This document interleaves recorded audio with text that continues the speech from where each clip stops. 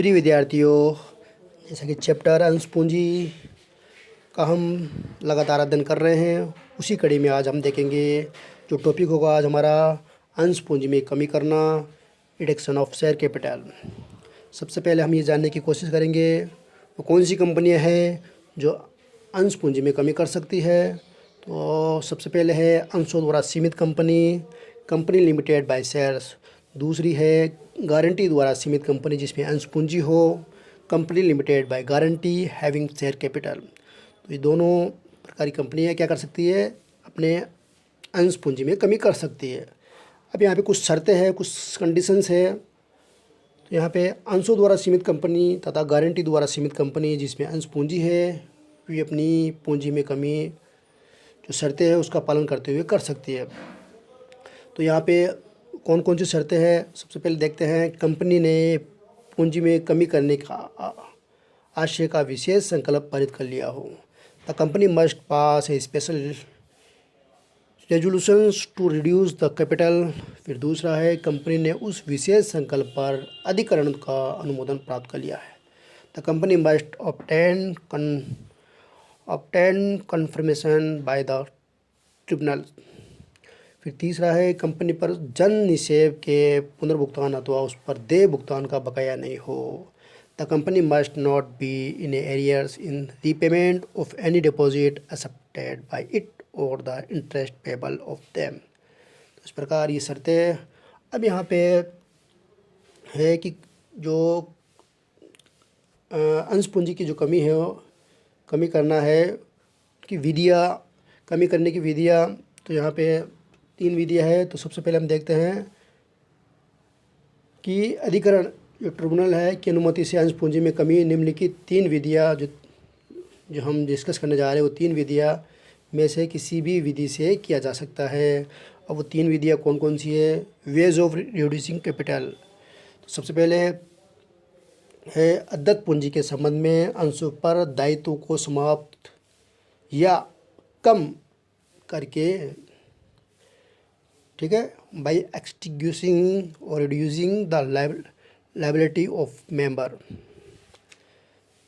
ठीक है, तो यहाँ पे अंश पूंजी में कमी करने के लिए अदत्त पूंजी के संबंध में अंशों पर दायित्व को समाप्त या कम किया जा सकता है। इसका एक एग्जाम्पल देख सकते हैं।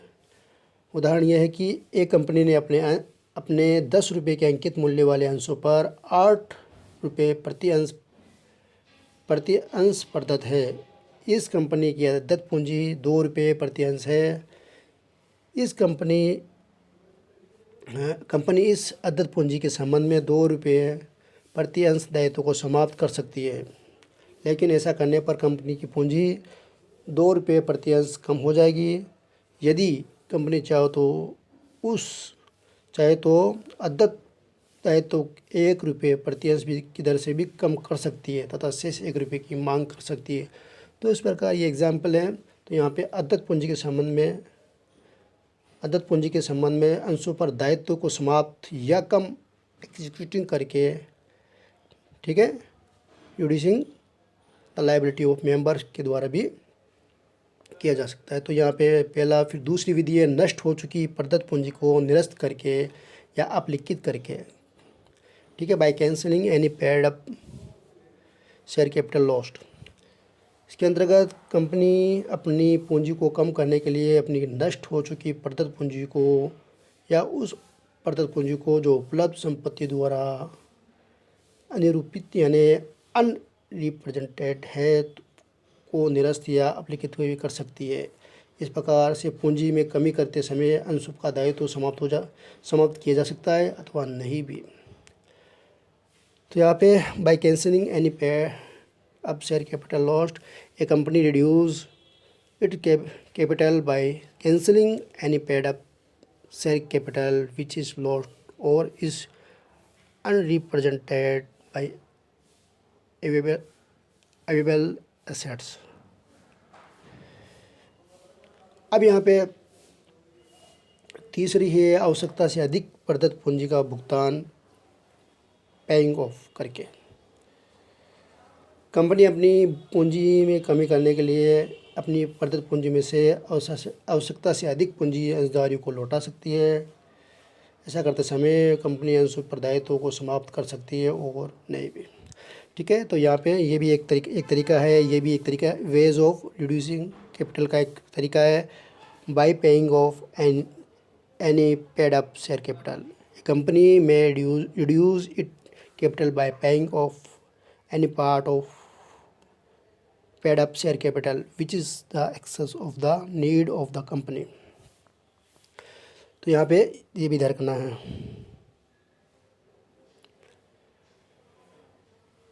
ओके,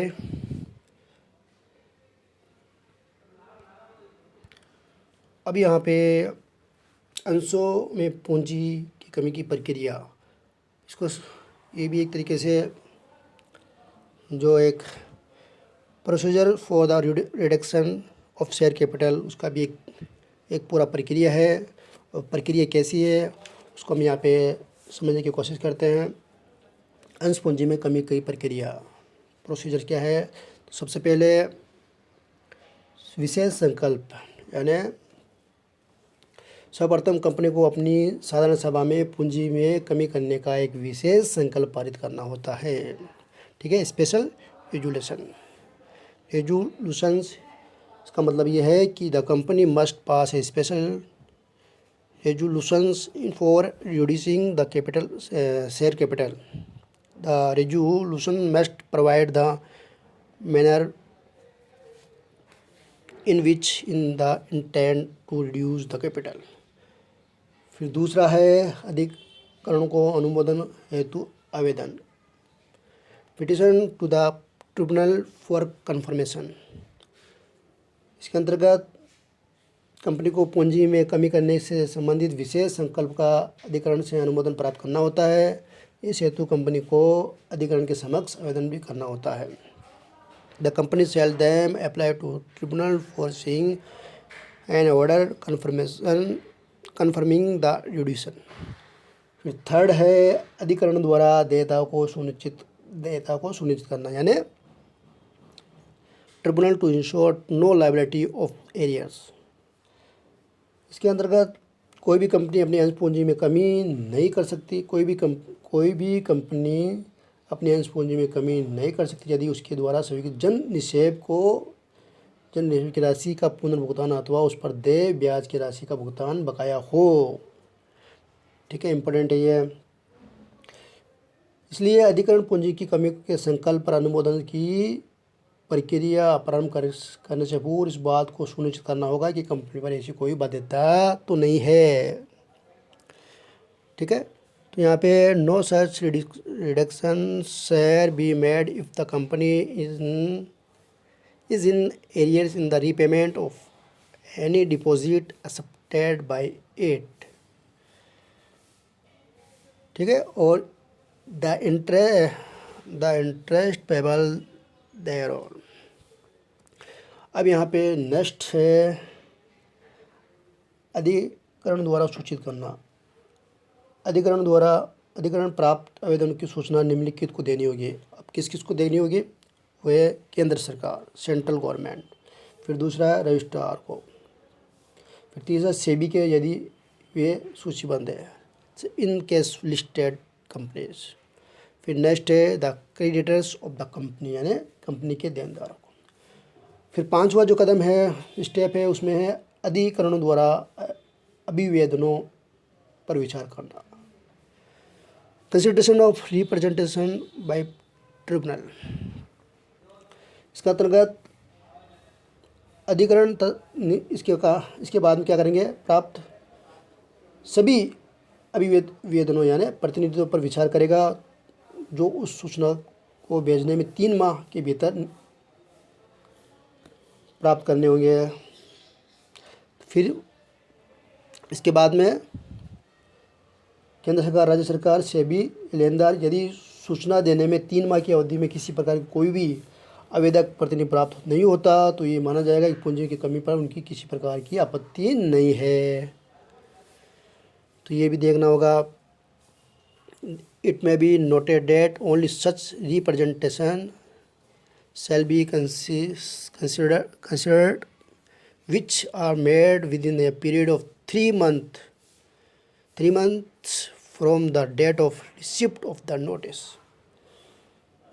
फिर इसके बाद में अनुमोदन की शर्तें। अधिकरण पूंजी में कमी के संकल्प का अनुमोदन कर देगा यदि कंपनी जो शर्तें है उसको पूरा करके संतुष्टि कर देगी। तो यहाँ पे क्या क्या करना है, जैसे प्री कंडीशन फॉर कन्फर्मेशन, जैसे यदि कंपनी के प्रत्येक देनदारों को ऋण या दावे को संतुष्ट कर समाप्त कर दिया हो अथवा ऋण या दावे का निर्धारण कर दिया गया हो। ठीक है। डेट द डेब्ट और claim of every debt creditor of the company has been discharge और डिटरमाइंड। फिर दूसरा, कंपनी के प्रत्येक देनदारों को ऋण या दावे को सुरक्षित कर दिया है। द डेब्ट और claim of every creditor has been secured. इसके अलावा प्रत्येक लेनदार से पूंजी की कमी पर सहमति प्राप्त कर ली गई है। That the consent of every creditor has been obtained to such a reduction of capital. इसके बाद में अधिकरण द्वारा आदेश। नेक्स्ट है ऑर्डर बाय ट्रिब्यूनल। यदि अधिकरण इस बात से संतुष्ट हो कि कंपनी द्वारा सभी शर्तें पूरी कर ली गई है तो वह पूंजी की कमी करने वाले संकल्प का अनुमोदन करने हेतु आदेश जारी कर देगा। अनुमोदन का आदेश उन शर्तों के अधीन ही हो सकता है जिन्हें अधिकरण लगाना उचित समझता है। तो इस प्रकार the tribunal if satisfied that all of the condition has been fulfilled by the company may take an order confirming the resolution for a reduction of share capital। फिर नेक्स्ट है आदेश का प्रकाशन, एप्लीकेशन ऑफ ऑर्डर। अंश पूंजी की कमी के अनुमोदन के आदेश पर प्रकाशन कंपनी द्वारा किया जाएगा। आदेश का प्रकाशन अधिकरण द्वारा निर्देशित रीति से करवाया जाएगा। An order of confirmation of the reduction of share capital by the tribunal shall be published by the company in the such manner as the tribunal may be direct। फिर नेक्स्ट इम्पोर्टेंट है आदेश एवं कार्यवर्तात की प्रति का registrar को सुपुर्द की। Company अधिकरण के आदेश एवं अधिकरण द्वारा अनुमोदित कार्यवार्त यानी मिनट्स की प्रति रजिस्ट्रार को सुपुर्द कर देगी। कंपनी इनकी सुपुर्दगी आदेश की तिथि के 30 दिनों के भीतर करनी होगी। अब यहाँ पे अधिकरण द्वारा अनुमोदित जो कार्यवर्तात में क्या उल्लेख किया जाएगा, उल्लेख जो मिनट्स है उसमें क्या उल्लेख किया जाएगा वो इस प्रकार है। उसमें उल्लेख मेंशन ये किया जाएगा। सबसे पहले अंश पूंजी की राशि, अंश पूंजी की राशि। ठीक है।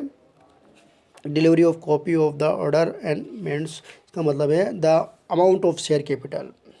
फिर दूसरा है अंशों की संख्या जिसमें अंश पूंजी का विभाजन किया गया है। The member of shares into which is to be divided. फिर थर्ड, प्रत्येक अंश की राशि, the amount of each share. फिर लास्ट है वह राशि जो पंजीयन की तिथि पर प्रत्येक अंश पर प्रदत्त हुई मान ली गई है। The amount if any at the date of registration deemed by to be a paid up और ईच शेयर।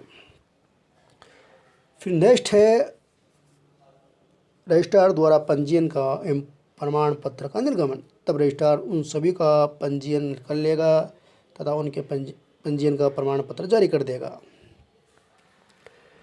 ठीक है। तो यहाँ पे registrar shall be registrar the same and issue of certificate to the effect. इसके बाद में अंशों के पुनर्क्रय के प्रावधान लागू नहीं। Provision not applicable for buy back of share. इसके अंतर्गत अंश पूंजी में कमी पर कंपनी द्वारा अपने ही अंशों को पुनः क्रय करने संबंधी प्रावधान लागू नहीं होंगे। None of the provision relating to reduction of capital shall apply to buyback of its own securities to be a company। और लास्ट है दंड, पेनल्टी फॉर नॉन कॉम्प्लायंस। इसका मतलब ये है यदि कंपनी अधिकारियों के आदेश के प्रकाशन संबंधी प्रावधानों का पालन नहीं करती तो कंपनी पर कम से कम 5 लाख या अधिकतम 25 लाख तक का जुर्माना किया जा सकता है। If a company fail to comply with the provisions with respect to application of order of confirmation of the reduction of capital by the tribunal, it shall be punishable with fine which shall not be less than 25 lakh के। इस प्रकार ये यहाँ पे हमने अंश पूंजी में कमी कौन कौन सी कंपनी कर सकती है और कमी करने की विधियाँ, मेथड, या हम इसको दूसरा इसका ये कह सकते हैं वेज ऑफ रिड्यूसिंग कैपिटल। फिर उसके बाद में अंश पूंजी में कमी करने की प्रक्रिया, जिसमें 1 से लेके 11 जो बिंदु है प्रोसीजर्स का अध्ययन किया। तो यहाँ पे हम ओके, थैंक यू।